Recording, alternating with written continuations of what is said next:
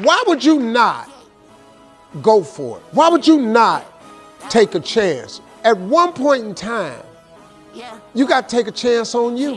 Welcome back to episode 6 of Bar Friends. Today we are joined by one of my longtime friends and high school friends, Hunter Reynolds. He has a clothing company, right? I'll call it a clothing company. Lazy.Coup, is that right? Lazy.Coup. Lazy.Coup. I wasn't sure. I actually was not sure at all. Is that your phone? No. Your phone? Ain't my phone. That's a house phone. Y'all have a house phone? Bro, what? That is so crazy. All right, I'm gonna shut this door real fast. A house phone? Those exist still? No, it's my Gigi's phone. No way. It's just that loud. All right, sorry for that. But anyways, Lazy.Coup. Yeah, I was curious about the spelling and the I thought it was pronunciation Coop. I'm not gonna lie. Coop or Coup? Coop. Really? Like Coop Yeah. DeVille. Yeah. So we'll start with that first. How did you get the name Lazy.Coup? So my Xbox gamer tag was Lazy.Coup. And I got that from a random name generator. I had two, 4-letter words, and I was just generating random names, and I put it together. For Xbox. Yeah. Specifically, you want trying to get a nice Xbox name. Yeah. Okay. And then I couldn't get anything with 8 letters, so I switched to 9 and Lazy.Coup. And I was like, this is cool. Yeah. You know, that's how Post Malone got his name. Really? Word Really? generator. Yeah. Hell yeah. I know a lot of people got their names from Xbox. Like a lot of rappers and stuff. Really? Yeah. My original Xbox name was Animal27762. I still remember that to this day. Because they give you those crazy ass names, and you're like, I'm never gonna use this ever. Mine was Insane Beast 37. I don't even remember mine because I just know that my dad set up the Xbox, gave us a name, and it was something that's like Noah Weiss. Oh, it So already never had it something set up. like crazy. Yeah.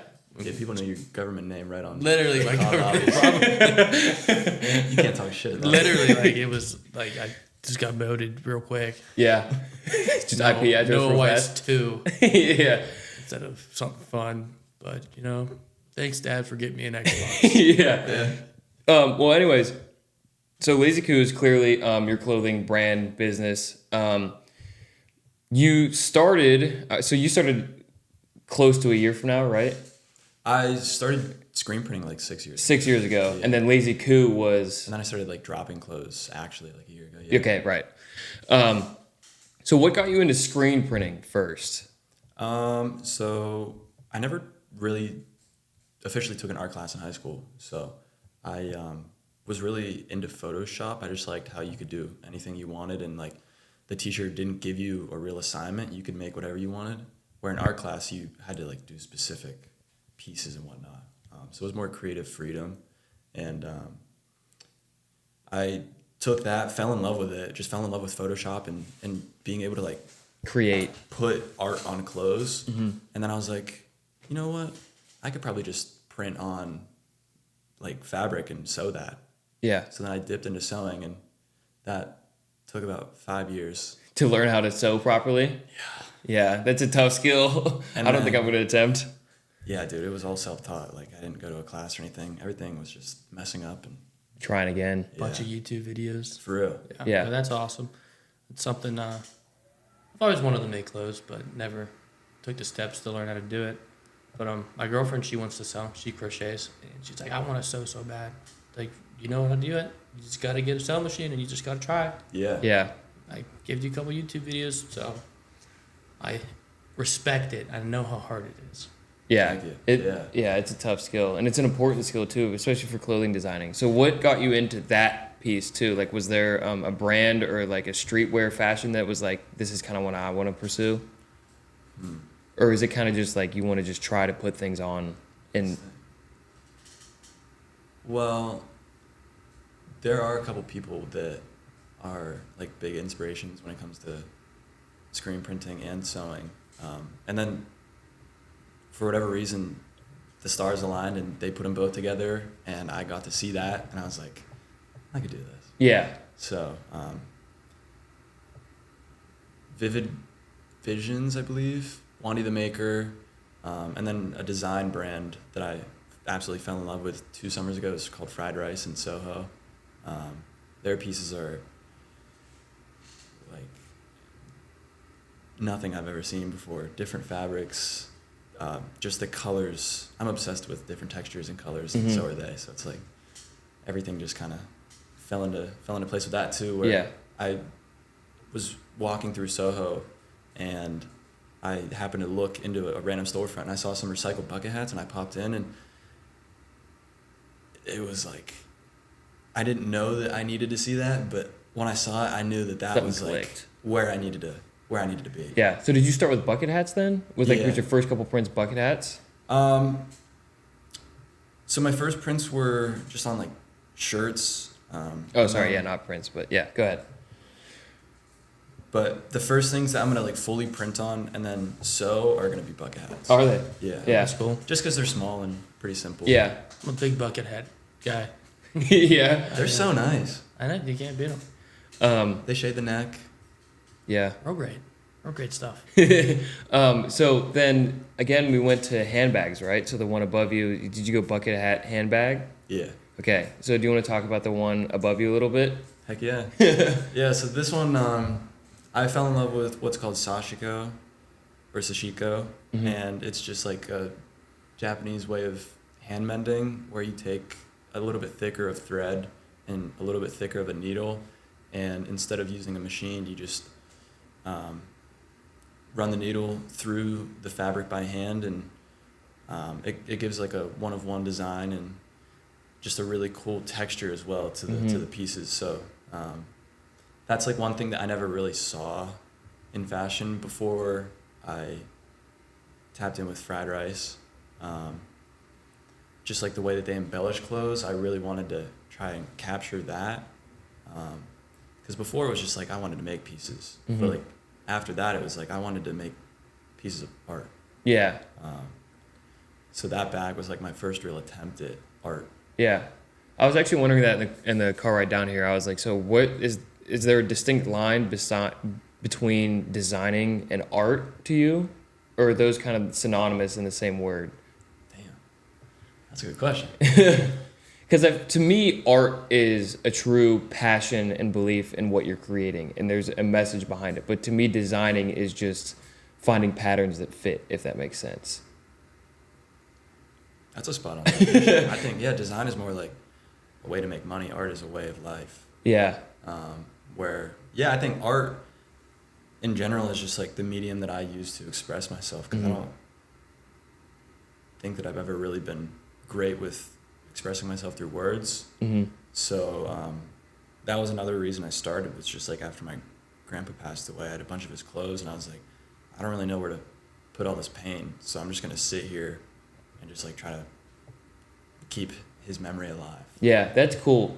So was that the first like switch to be like, I kind of want to try really going for something new? Because were you already printing at the time that your grandpa had passed? Yeah. So then was that the switch that was like, all right, we kind of got to go for it and try something new? I say so. Yeah. Yeah, that was for me. Whenever my dad passed, I was like, I want to try something new, and it's going to be this, and it's kind of going to be this or like nothing. Because I want, like, this is cool to me to be able to sit here and talk to a group of, or someone I haven't talked to in forever, especially with like an inspiring creator, artist, singer, like to be able to share their works when they're not necessarily heard yet. And now I know that we're not heard to the level that I want to be, but I know that just helping you is a service to you and to be able to get your art out there. And so that's what I kind of want to do, is kind of just serve others, to be able to put out their stuff and to be able to share that with a bunch of other people. That's awesome. I appreciate it. Yeah. And this is like really official too. Yeah. Well, we just bought this. We were discussing on the like 2 podcasts ago. I don't know. No, it was like 3. Bit ago. Like a month ago. Yeah. Because we had started with just like, you know, watching TikToks, and they'll just put like the cube mics on their shirt and they'll just like interview people or whatever. So we started with those. Which they're fine, but they're definitely more for just like distance talking, I guess. But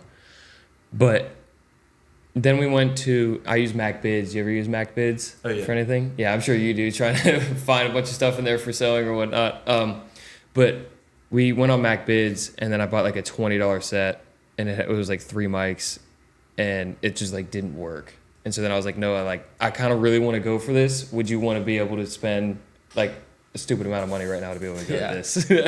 I asked him, I was like, could you spend $500 right now? Because we had to split it each. Oh, word, yeah. Yeah. So, but again, in the Wow. whole package, it's 3 mics, 3 headsets, or no, 4 mics, 4 headsets, and then this. So Yeah, for- that was easy. That was easy. that was some slight. Saved me from putting on a bet. So So then, for the viewers, the left of the handbag is your "I Love Stress" shirt, and that you said is your favorite shirt, or no, it says it is your favorite shirt of all time. But then Yeah. it's also one that you get a lot of compliments on too, Yeah, and it's- it's I like didn't your first expect that. design. It's like, I bought, so this is a single stitch tee from the 90s. I think it's from 91, yeah. And it's like the simplest stick figure drawing. Literally like 6 lines, Yeah, 3 words. And that seems like the shirt that most people are gravitated towards when I wear, just Yeah. because the message is so simple, but it's still like a somewhat captivating design with the red hair. yeah, something to stick out. Yeah, and it kind of made me realize that you don't need a lot of color as long as the message is there, even if it is like a ironic, stupid little message. Mhm. People will laugh or whatnot, and anything that grabs their attention. Anything is good. relatable, yeah. Yeah. Especially stress being something now today that everyone can relate to in some Yeah. way. So then, at what point did you go to the designs like this? Because I remember you posting it, and it was like a drastic switch in your design. It's so different. I think. What point was that where you were like, I'm gonna try to just express however I feel and make it look and turn it into an image?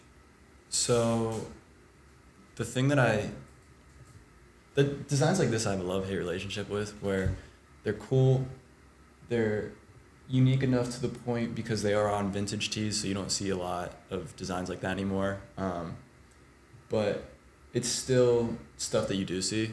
Mm-hmm. So I was kind of just burnt out from things that I've been seeing time and time again, Mhm. designs that were pretty similar to things that I had liked, but I was like, I feel like it might be easier if I just start wearing blank pieces of clothing. So I just started collecting like tons of different blank pieces, mostly earth tones.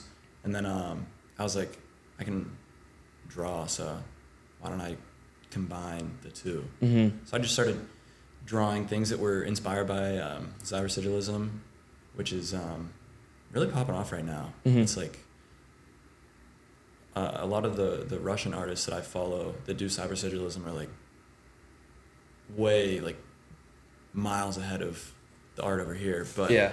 I've been trying to like incorporate just I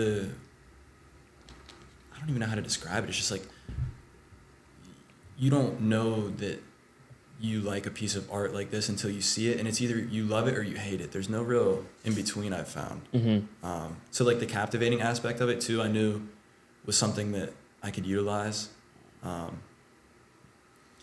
So I just wanted to like make something I'd never seen before that other people also had never seen before. Yeah. And I figured I'd seen so many designs. Yeah. So then it looks like you have the same style of design for the shirt. Oh no, my no, God, no, no, no, dude. no, no. So the tattattoo. Oh yeah, Yeah, no. I think I meant the black. No, and no, white. no, no, no. I was like, bro, that is so totally different than what you were just explaining. Yeah. But so that clearly is important to you as well. Yeah. And it looks pretty similar to me, at least, of this kind of design. he drew that. Yeah. So what made you want to go after that tattoo? So I was trying to think of different ways of like passive income where I knew I was going to be printing a lot and selling a lot, but if there were ways where I could like somehow get my art out there another way, where I tried prints, but like prints are cool, but they're not something that you can really show off or spread the message. And I thought about tattoos and like licensing Flash. I just didn't really know how. And I was searching for artists, mainly in the South Side, but like I was vending at this event called Down the Route, and I met this girl named Kyla, and she was drawing on her iPad, sending it to her computer and printing it right then and there, and just like freehanding whatever she had on her iPad, whatever the person wanted. And the guy before me, my one buddy named Jimmy, he got some lettering, but the lines were so clear and crisp. I was like, I need a piece. Yeah. And I showed her some of my drawings, and she was really into it. So I was like, if I draw something right now, will you turn around and put it on me, like within the hour? And she was like, yeah. No, that's crazy. Yeah, that unlocked a whole new world. Yeah. Where, like, I knew I could just pump out pieces, flash pieces, but like that was a real test. Where now I was sitting next to my booth and trying to get into the creative zone while also trying to be in the business zone. So it was kind of difficult, but like I put together probably 5 or 6 flash pieces and picked my favorite one. Yeah. And she just printed it and put it on me. That's crazy. And then I had to go back and get it filled in. We unfortunately ran out of time, but like just the ability of that turnaround time. I'd never had a turnaround time that fast. Like with clothes, you had to print, wash, dry, go to sell. With that, it's like I can take 2 different pieces of 2 different designs, put them together, have them on somebody within the hour. That's different. Especially if it's like if they give you inspiration to be able to create something too. Yeah. Are you into that as well? Like taking their suggestions or things that they're feeling or their personality and kind of creating art that way? Yeah. I've even sat down with my one high school buddy, who now goes to Kent, and he's like really big into art too. And we sat down and I gave him a bunch of my drawings, and I was like, pick what you like from these and put them together, and I can like draw it for you, because he wanted a tattoo. Yeah. But he didn't like any of the stuff that I had. So I was like, I'll either draw you something, or you can just like combine if you like A couple of these pieces. pieces that you see. Yeah. So it's like, I'd love to work with people's ideas and whatnot, even just to like implement new things, new ideas. There's always something new to try. I think that's one thing for art too. I think there's so much that you can learn from someone else, but then at the end of the day, the purpose of art is to express yourself, right? So then you can accumulate all you want, and then you can go, okay, this is what I like, this is what they did, and then here's how I can take 2 different spectrums and then make it mine, which I think is cool. So is that tattoo to you then just like the start of a new beginning of Lazy.Coup then? Is it kind of like just an instant message and reminder every day? Oh yeah. Yeah. Big time. Yeah. I have an idea where it's like, I got this one, which is simple 20-minute drawing, and then down here I want to get like a hour drawing, and then back here I want to get more of a shaded piece. So it's like an all-encapsulating sleeve of what I can do. That's cool. So it's like, I have been able to show people too, talking about Flash and whatnot. It's like a great example. But then also, this was like the first piece of Flash that I ever really did. So I figured I should probably put it on myself. Yeah. So that's kind of cool that you're turning your own body into like your own canvas with your own artwork. I actually think that's pretty cool. Thank you. So whenever, we'll back up a little bit. We were talking earlier, I know it's a bit switch of a topic change. We were talking earlier about how you started into this, and that Mr. Fortunato was the guy that kind of gave you the first... Shout out Forge. that kind of gave you the first access into all of this. So do you want to just quickly run through it and tell the viewers again, just kind of what you told us about how he gave you the opportunity? Yeah, it was crazy. I didn't expect to be able to get into screen printing again without the help of like a studio space or something. I'd already put my sewing setup together. It was in my parents' spare room. So I had one setup, and I was like, I really don't want to get into another, like without help or guidance. So I told myself that if I ever got the opportunity, I would sink my teeth into it and not let go. And I had gotten a new barber who was my 11th grade robotics teacher, and I was telling him about like my sewing and how I wanted to get back into screen printing after about a 4-year hiatus. And he said that he was trying to sell his screen printing equipment. So I told him I'd buy it all. Yeah. And he has just been very helpful with like guidance and pretty much everything that I told myself that I needed to start, he was able to provide. So I felt comfortable getting together like a whole nother setup. So now I have like a screen printing setup and a sewing setup, and any questions or any like tips or tricks that he has, he gave to me, and it's just been super useful to. So he's like the Mr. Miyagi of screen painting to you. For real. That's pretty cool. I love that it's your barber too. He's your barber. We talk about like anytime I have questions, it's always when he's cut my hair. It's like, come get Really? Yeah. Like It's like a Mr. Q&A. Like, Yeah. Mr. Fortunato, I got a question. He's like, come get your haircut. bud. For real. Come sit in the chair. Yeah. All right, Vic. That's really how it is. Yeah. That's awesome. My barber does not do that stuff. Do you get? He's one of my best friends. It's, like I told you, roommate, and he cuts my hair for free because I gave him an iron from a driver for golf, and so it's a great relationship. But I will never cheat on my barber. Hell no. Never? Never. He'll cut my hair for as long as I live, Or as he lives. or as he lives. Yeah. What happens? Like, Oh yeah. What after that? yeah, no. What you got to think about that. Then it's It's out. Then it's gone. It's a Guinness World Record. Maybe just go bald at that point. Yeah. But yeah, no. Gotta have respect for your barber. If you don't have respect for your barber, you got no respect for you, and he won't do you a good haircut. That's true. That's a fact. Because you can't see the back of your head. You can't see that. And no one's gonna tell you like, hey, that your haircut's terrible. You have some need to mess you up, like, well, he did it on purpose, right?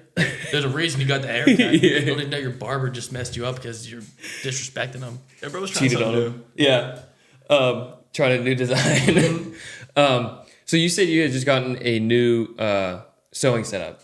Or not new, you have a whole new sewing setup. I just said new again. You have a sewing setup. I just got a new sewing machine. Okay, awesome. So technically, yeah. So was this all freehand here? Do you want to talk about this? Or heck was yeah. this the sewing machine as well? So this is funny. This is the reason why I got my new machine. Okay. Because I was trying to sew through this, and my heavy duty singer could handle it, but it couldn't go very fast, and the tension kept messing up. So I got so mad that I just decided to buy an industrial sewing machine, which I'd been saving up for a while, but I just finally pulled the trigger, and I was like, if I can't sew through this, then why is this my career? Yeah. I need to invest. Yeah.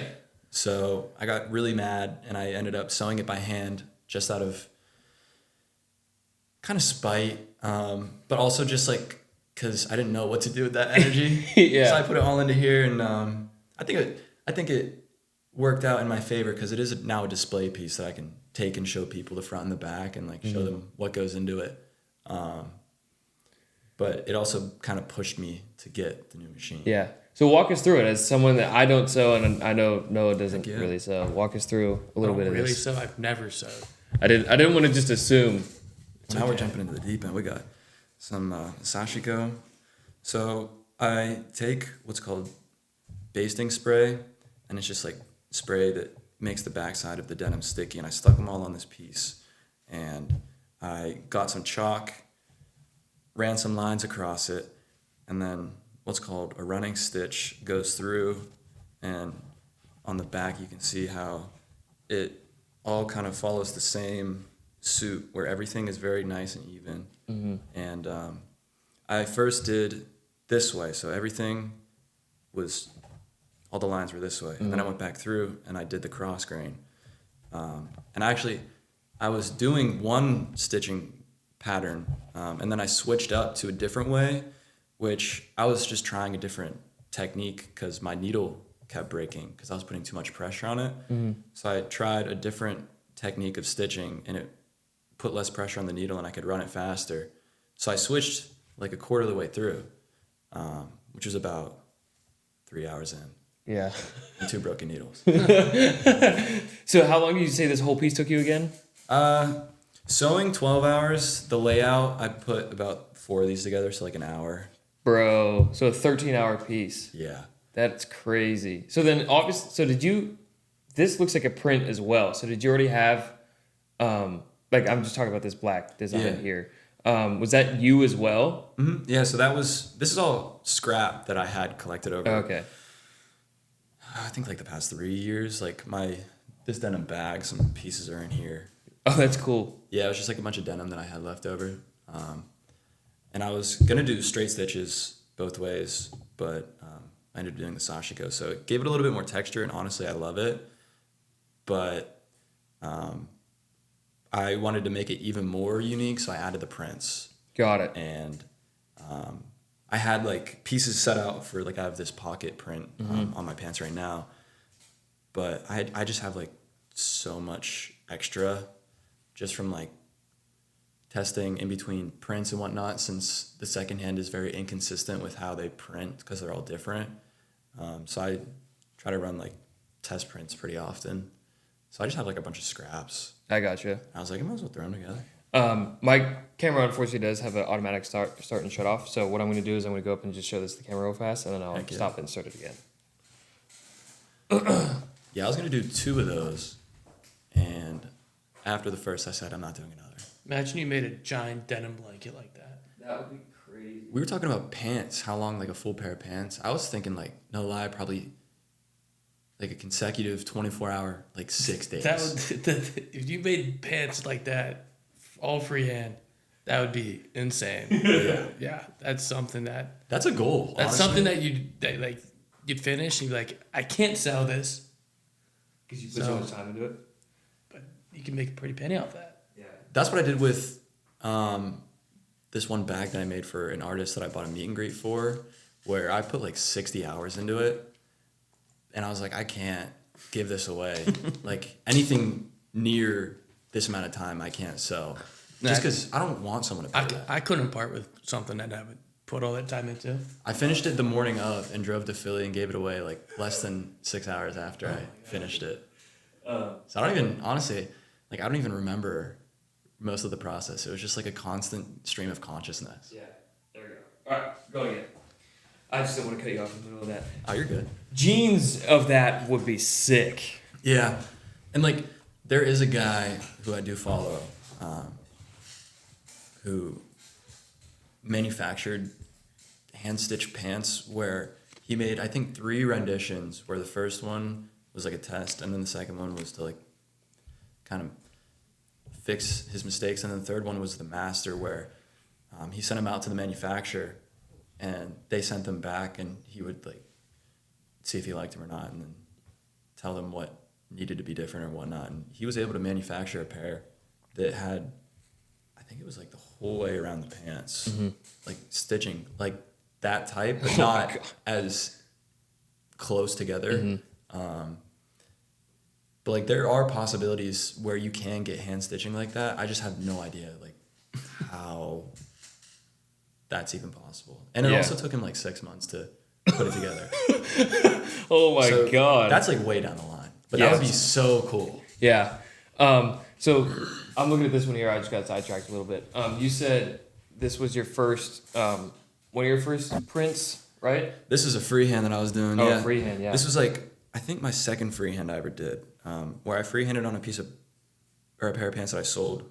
But this is for my one buddy that wanted this black sweatshirt, and he wanted a white print, but I didn't have white ink at the time, so I was like, I'll just freestyle with some textile ink. And I'm still going to print on it, but just like the possibility of printing and also doing freehand on a piece is also another option, where I didn't even think of that before I got into this. Yeah. What I think is cool what you're doing is you're combining multiple styles of producing clothing or designs, which is stitching and printing and freehand as well.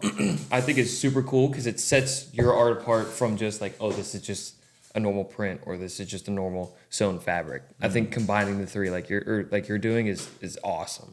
Thank you. And when you're doing something like that, is it just mind in hand? You just take it where your mind wants you to go? Yeah, so like before I even started printing, I drew and just designed for like 6 months. Like I knew I had the opportunity, but I didn't want to spend a decent amount of money bulk buying a bunch of screens to be burned, and like outsourcing and putting my trust in them, and then them doing it perfectly, but then me being not content with my own part of it. So I waited like 6 months, and in that time I was just drawing constantly, like figuring out what worked, what didn't, and even like in that piece, there are certain parts that weren't supposed to be in there, but as I was going, I was just kind of like adding. Like I'll start with what I call are the base and the arms, which is just like circles and lines, and then off that I freestyle with like the different ways that what I call the creatures they like expand out. Yeah, it's funny you say that. That is what I would call a creature. It Yeah. reminds me of like this like symbiotes. I just thought I was thinking the Spider-Man. same thing actually. I was like, it looks like Venom almost, like this symbiotic relationship. People think I'm really into cells, and like I am. Yeah. I remember it was like 9th grade bio. I saw the mitochondria in the way that it like was weaving and like the detail, just even in the prints in the books. And a lot of that has kind of transformed into this, where I try to utilize like cell structure almost for my pieces. And it's like, I also like utilizing actual photos that I take. So working construction for the past like 3 years, I was able to get a lot of different photos together. So that also helped with like designing pieces, because I had like a reference image as well that I was able to pick out what I liked from that even. So it's just like the constant repetition just kind of hammered down flow. And I was able to figure out a workflow within like 6 months, and now I'm to the point where I feel like I can draw on site. That's awesome. That's awesome. I think it's cool too that you say that this is, you call these creatures, and they're inspired by cells, which to me, whenever you say that and explain that, it makes your art feel living in a way, if that makes sense. I like that. Do you? I gotta write that one down. Yeah. Because it looks like there's movement to it. You know I what can mean? imagine that moving like right now, like a clear picture in my head if that was If it could, if you shut your eyes and just imagine like it a moving. graphic designer or someone could take that and make it moving, and I can imagine how it would move in my head. You know what I mean? What does it move like? Like alien-ish? Yeah. Yeah? Like slime. Yeah. Yeah, we're trekking along. Yeah. I can see it move right now looking at it. I do think that is cool because people can wear it and feel like that their clothes are like attached to them, I guess. You know what I mean? And that your art is with them and living with them, which is cool. Yeah, everything's one of one. Yeah, that's so sick. Is there a piece that you sold? Oh, okay, first of all, I'm gonna go back a little bit. You sold a handbag was it a designer or an artist, or who was it? Like right at the beginning of your page. I gotta pull it up. Oh, the one at the top? Yeah, this one. Yeah, that one. Yes, that's the one that I spent 60 hours on that I gave to Gus Dapperton. Did you see that one? I was just listening to his music constantly, and I fell in love with him the summer that I went to Soho. That's how I found out about Gus. Was I went to New York City with my ex-girlfriend to see Hippocampus, and he opened for them. And I just fell in love with the one song that he previewed from his album that he was dropping, I think, later that month. And I found out about Fried Rice at the same trip, and then I just was constantly listening to him, and I was like obsessed. And then I finally got the opportunity, and I was like, I've been utilizing his music to help me create and to like get me into the groove. So I just wanted to create something while listening to his music that felt like what I felt when I listened. So I tried to make it like representative of the album cover, but then also of like the higher end feel of the project, where it was like lace overlaid on Carhartt canvas. So it was like a more softer, fine-tuned exterior with a strong internal message, which I tried to resemble the bag after, but then I also did like machine and hand stitching. So it was like like the machine being more of like the industry, but then the hands-on side being like the Gus's creative side. So it's like everything, I tried to wrap everything I was feeling and the album all into one. Mm-hmm. That's insane. Gave it away for free. That's insane. Was it cool to be able to give it to him? It was...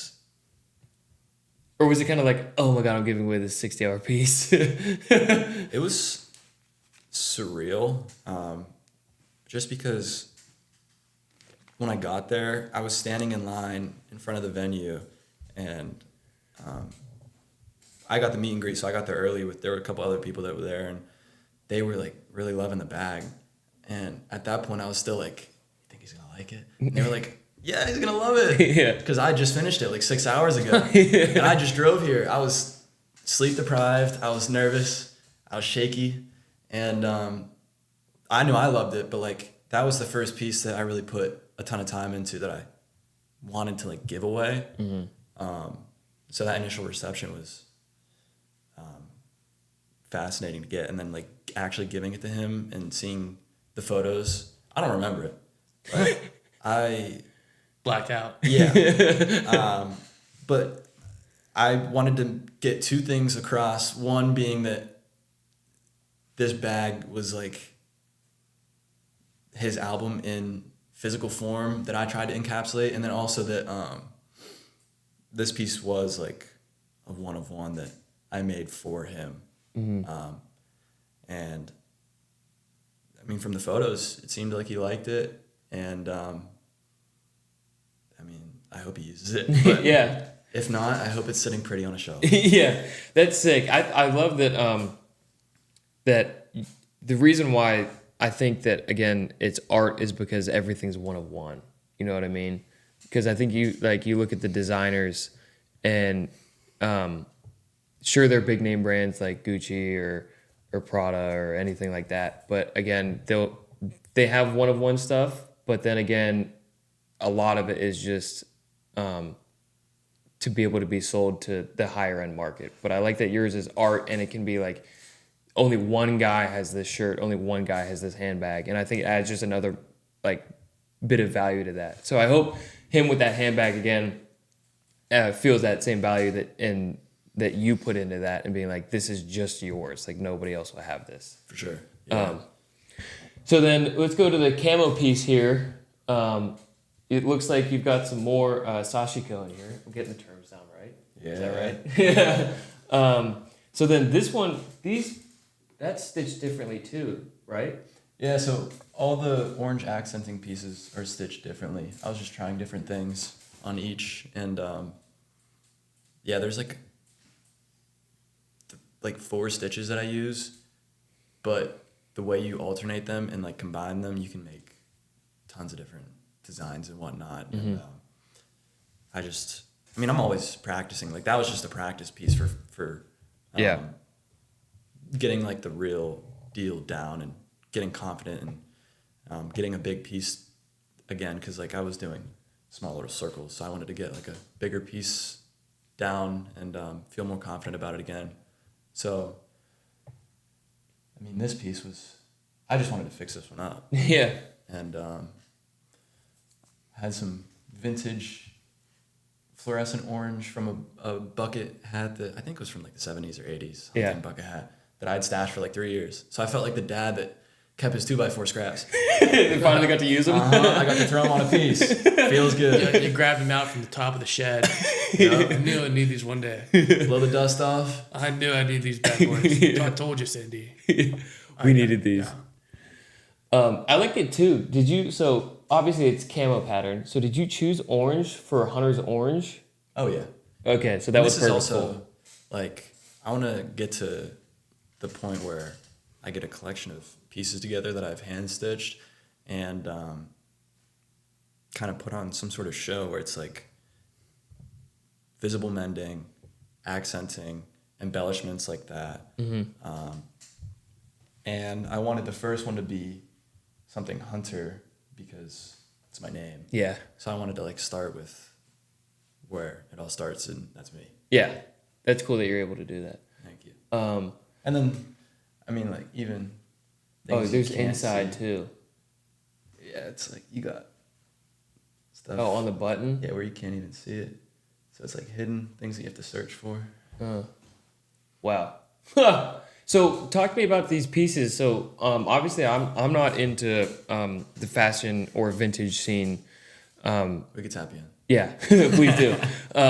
So what about like older clothing why is there a gravitational pull to it so much, especially now? Like I feel like there's a lot of people that are searching for, like, especially at thrift stores, they'll be like, oh, I found this vintage tee or this vintage Single stitch varsity jacket or something like that. So why is there such a pull to that now, do you think? Or maybe not why that there's a pull, but why, let's just start with like, why are you so interested in the vintage scene? So when I first started dressing outside of what I was comfortable with, that was with my dad's pair of baggy cargo pants that he was just going to give away. And at that point, I'd only wore joggers. And like everyone else did in high everybody, school? That's what I've been saying is like, I got best dressed senior year only because I stopped wearing joggers. I started wearing corduroy pants that I got at Goodwill that were still like straight leg. They fit pretty tight. But like all I had to do was just stop wearing sweatpants and people were like, It's different. Yeah. So I just realized how easy it was to stand out, and the feeling of wearing something that I felt good in, where before it was like, we were playing soccer. We had stuff to do every day. Yeah. I couldn't really care about too many things. And then I stopped playing soccer and started focusing more on art and like how I wanted to present myself, because now I had more time. And I saw that secondhand was an easy way of getting cool clothes that nobody else has. And then I got into the vintage scene where it was more curated secondhand that, they still had stains and bumps and bruises and whatnot, which I loved, which is like why I fell in love with the secondhand to begin with. But it was also geared towards that specific shop owner. So like I could go into a specific store that I know that like he'll have super nice pants and then this guy will have like super nice jackets. So it was like, instead of me searching now, there was still a search, but it was like a curated search like that. But then I can also still go to the thrift store and get my hands dirty and then go sell to these guys. Can hop in the bins for a day. Yeah. Like there are people like 17, 18-year-olds that this is like their job right now. I've seen it. It's crazy. I love the vintage thrift hauls. They go crazy. I just don't have the time to do it. Yeah, especially because like now that they shut one of the bins down in Pittsburgh, there are only 2. So They shut one down. Yeah, it's getting even more condensed. So like I've seen some videos of people getting rowdy at the bins, and the one that I went to was the one that unfortunately shut down. Nobody went there, which is why I loved it. But all the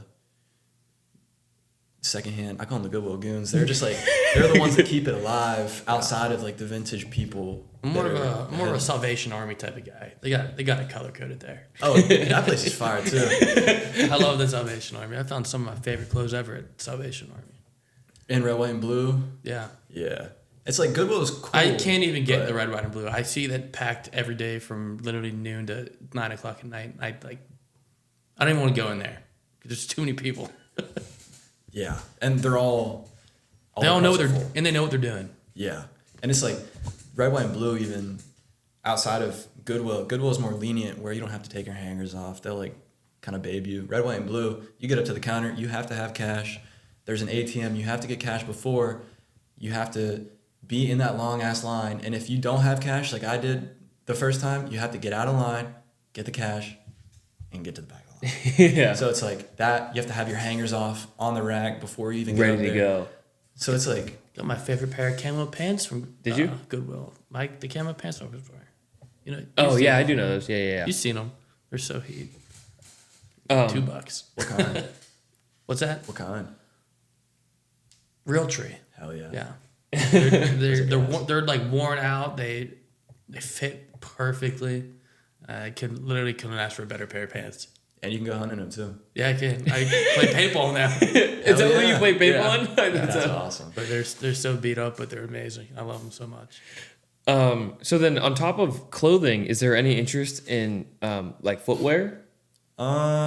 Recently I just got into it because I feel like I've kind of figured out how to piece together clothes, and then I started getting into like headwear,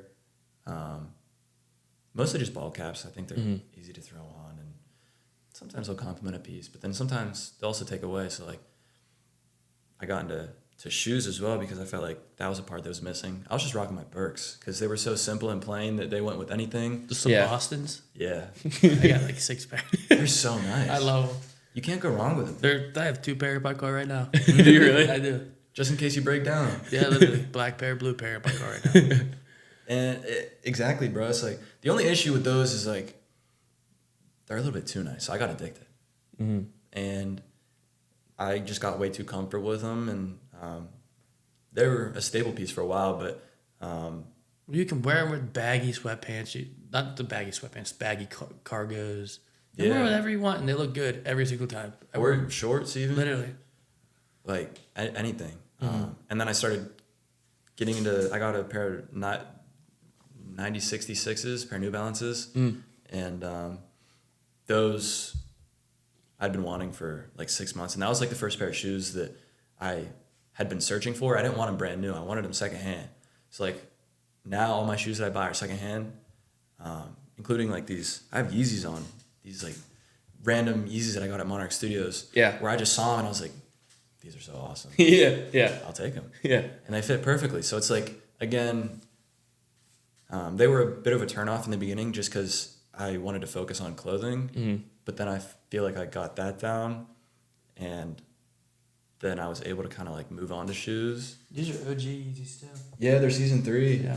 They're honestly, I don't know anything about Yeezys. I just liked the silhouette, and I had been wanting a military style boot, and they're just like really soft. Yeah. Not military-esque enough where it's like I feel like I'm Like you ready are to- a soldier. Yeah, I'm ready to army crawl or something. Yeah. I love the Yeezy. I love Kanye. He's my background right now. That's fine. Is he really? Yeah, look at this. Alright, that picture, Tim.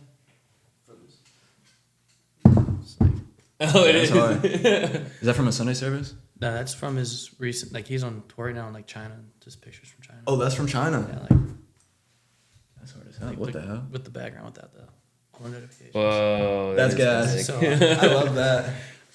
he put the hardest pictures on Instagram ever. Like that's from like a week ago. Like I date those. Bro's Yeah. back. It's every day. I didn't know he was back. It's his vultures. Oh, okay. Yeah, it's like not performing. He plays the music and he walks on, gets that really hype, puts on a performance pretty much. Yeah. Oh, so it was like Chicago? Yeah, just like that. Oh, word. Yeah. So I had to ask about the footwear because I know those are pieces that obviously accent everything else, or they could be this whole focal point of the outfit. Are there anything else like jewelry or like would you ever get into like belts maybe? You or? can make jewelry, dude. Oh, I mean, I feel naked without mine right now. So hard jewelry. Ever heard of them? Dude, I have some in my bag right now. Hard jewelry? Yeah. Yeah, dude, I love those guys. I just didn't know if like the sound with Oh, the no. microphones and everything. I don't want to Yeah, like no, The you're good. brand I hard got jewelry? mine. dude, they're crazy. And they're huge. It's kind of like whenever I was talking about I can see it moving, it's because they would have ads like their metal like melting and dripping. That's kind of what that reminds me of. Yeah, I follow the designer who does all that. Yeah. He was like an initial inspiration. So holy shit. This is like things that these are things that I still follow Are it. just I've coming never up. bought a piece of jewelry. I just think it's so awesome. I love their stuff. they are top tier. Yeah, literally. Like I think I've been buying their stuff since 10th grade, and Really? yeah, none of their pieces have broke, and I get all stainless steel, so it's like I wear them to concerts, wear them everywhere, and I think beat I 'em started up. following them 5 years ago. I was like, this is so cool. Yeah. But it's like I don't wear rings and stuff like that. Yeah. But so hard. Yeah, I don't know anything about the jewelry, Earrings. but I know that those are obviously pieces that could be important to an outfit. But Oh yeah. No, they can definitely bring an outfit together. Sometimes you can wear basic fit, and if you have some cool jewelry on, It'll do the trick. it'll pull Yeah. it together. I wish I could wear rings, but I just have fat knuckles and skinny fingers. Same, bro. Yeah. So you have to get it big enough to get over the knuckle, but then too big on the finger. On the actual finger, yeah. It's And then the adjustable ones that have the openings on them, like they nip your finger and Yeah. everything. Cut you up. Yeah. So tough life for fat knuckles. Smoke crack them the whole time. So, are there any more local pop-ups that you want to shout out? Maybe, or let's go back up a little bit. Are there any vintage clothing resellers that you go to that you want to shout out real fast? Oh man, I got a whole list. So, Monarch Studios in Etna, Heat Check in Shadyside now, B-Sides in I love B-Sides. Millville. I actually want to go there after this. Do you? Yeah. It's right across from my favorite brewery in Pittsburgh, Grist House. Oh fuck yeah. And they have a record store like diagonal from it too, the down Attic, street, I think that's what it's called. That place is fire. B-Sides, we went there for their Black Friday sale, and we sat outside for 2 hours to get in. Yeah, his store is small, but it's like he has. It was nice like pieces it's tucked in. whenever he did like if you're here from this time everything's 50, and then later on the day that you go on it got like a little lower. If you're there for the 50% off, like Dog, we might have been there at the same time. I'm not gonna lie, you kind of do look familiar. Oh my god, we could have been there at the same time. I'm literally not gonna lie, I was there with my niece. I can picture you in that store. Yeah. Yeah, but I literally just got like I'm honored. I just got like 2 things. One fire vintage Lakers sweatshirt. Yeah. It got like hand stitching in it, Ooh. everything. It was so fire. That's what's It's up. like the only thing I bought. Yeah, they're all cool guys. And like I've been rocking with them for years, and they're all just so passionate. Who else? Just recently found out about Gemini Vintage over in the Strip. I need to visit her store, but from what I've seen, it's super cool. Downtown Vintage in Etna. Twisted, 5110 and 5 and Dime are all sister stores, but I love all of them. They just opened a new one in Oakland. I get them confused. I don't just go in Oakdale, but called Kathy's. It's like pit stuff too. So it's like there's so many. And then when I first started, I was looking up articles of vintage stores, and it was like antique store. One vintage store that was smaller, geared more towards like also antiques. So there isn't really a spot that even currently that like has a list. So I'm trying to get a list together of like online sellers, physical sellers, and just like compile a list of people to go to, because there's so many even Instagram sellers that people don't know about that have like such good stuff that only do pop-ups. And There's one Instagram seller, Slippery Rock Vintage. yeah, Love her stuff. it's like if you don't know about them, then there's You'd have no idea. Dude, I got Yeah. the first thing I ever bought from her, $11. Got a Bud Light turtleneck. You know the one? Oh, yeah, yeah, That's yeah, awesome. yeah. It's so awesome. And it's like I bought a bunch of stuff from her. it's like they also bring the best of the best, but you just have to like go to these events and find them. And even there's a women-owned, primarily like women wear secondhand called Naked Threads that I've been using their pieces to screen print on for my women's pieces. Oh, nice. They're one of them and like Denim by Demi, the 2 girls that I try to utilize most of my pieces from, because they have like top tier women's pieces. So it's like most of the vintage stores are unisex / like boxier fit, kind of more masculine clothing. So I'm trying to like tap them into and get them into the scene more. Just because like when I go to the vintage stores, I see the girlfriends will look through, but like a lot of the pieces don't catch their eye just because it's not something that they would wear. A lot of boxier fit things that, I don't know. It's like I see a whole different value in giving the other side of fashion what they want, because I've found so much use and inspiration in women's pieces already, just from like looking at the different variety. So it's like it takes boxy tees and puts it on a whole new level. But Yeah, there are a lot of vintage people. I need to put a list together. Yeah, find out where everyone I is. would love to see that list. Hell yeah. I'm Do gonna that then. start and stop this one too. I think it's getting close. Can you only record for like a certain amount of time? 30 minutes, which kind of sucks. I'll probably. Wait, bro, I gotta tap in now because, like, when I sew and whatnot,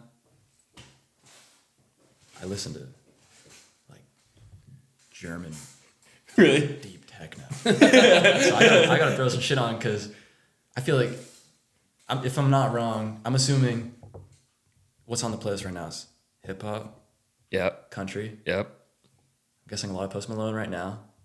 Oh, No, really? actually, No? we don't add a lot of posts now. Not really. His shit's gas. It is gas. Well, what we do is we get a guest to do it. So we've got, or hell we yeah. get guests and then us to do it. So obviously we listen to rap and country. There's a lot of Zach Bryan. Yeah. Yeah. And not a lot of Post Malone. But then we do Noah's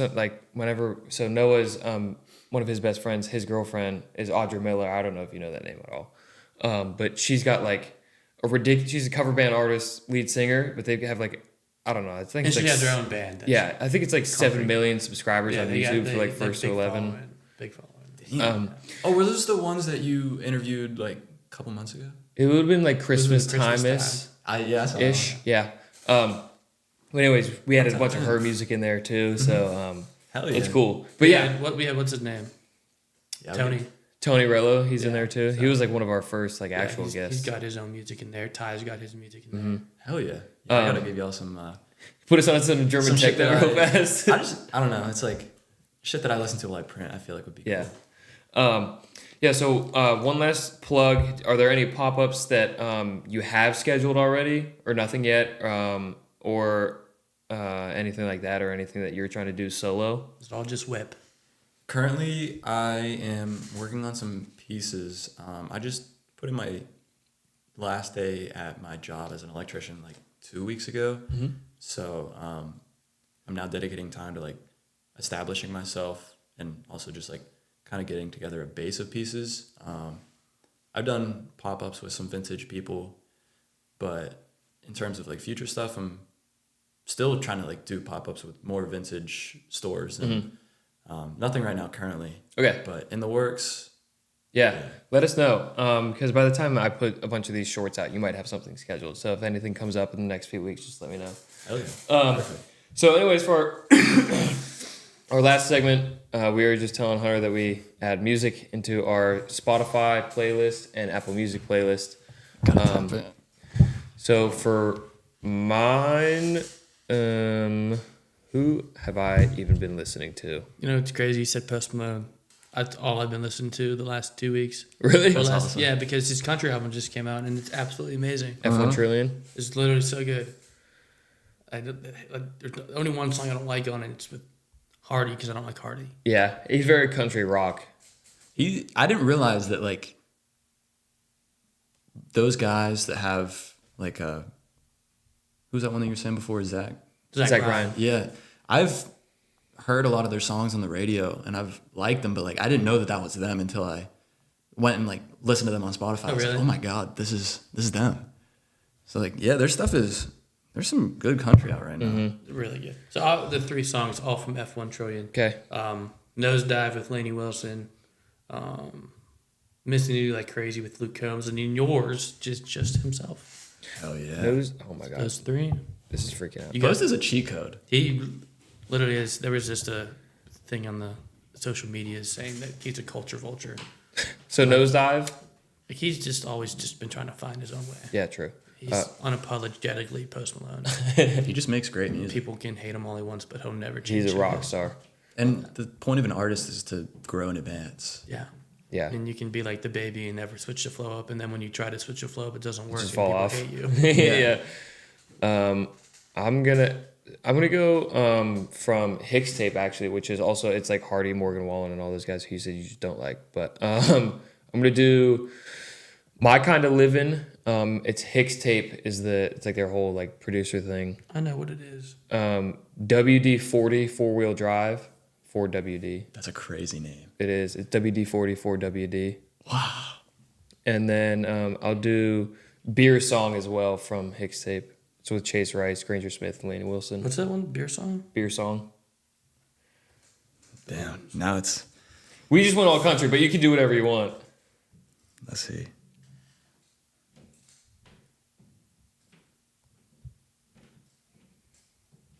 I'm trying to pick some crazy stuff that I listen to while I print.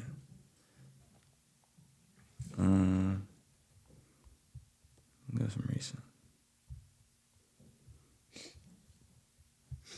I've been really into like chopped and screwed music. Amir Van is my guy right now. Moving Slow by Amir Van. I guess I could. That'll be my number one. Max Headroom by Yago. That one's gas. And then I need something that'll knock your socks off. I need some shit that'll disintegrate an Amish person. I'm about to go back up there today. I go to Westminster with all the Amish up there. Oh, up by Valant? Yeah. Oh, dude, I drove through there one time. Smallest A town. buggy almost backed into us. Backed into you? Yeah. I didn't know a buggy could go in reverse, to be totally honest. Smallest town in Pennsylvania. Valant? Valant? Valant. Oh, is that how you say it? I don't know. It's one of the two. That place is like 4 roads and like a million buggies. Yeah. It's crazy. They sometimes have some cool stuff in their stores. I've actually never I got some shopped crazy old Bulls flag from in there. Oh, for real? Yeah. From like one of the antique stores? Yeah, insane. I swapped the tag on it. No way.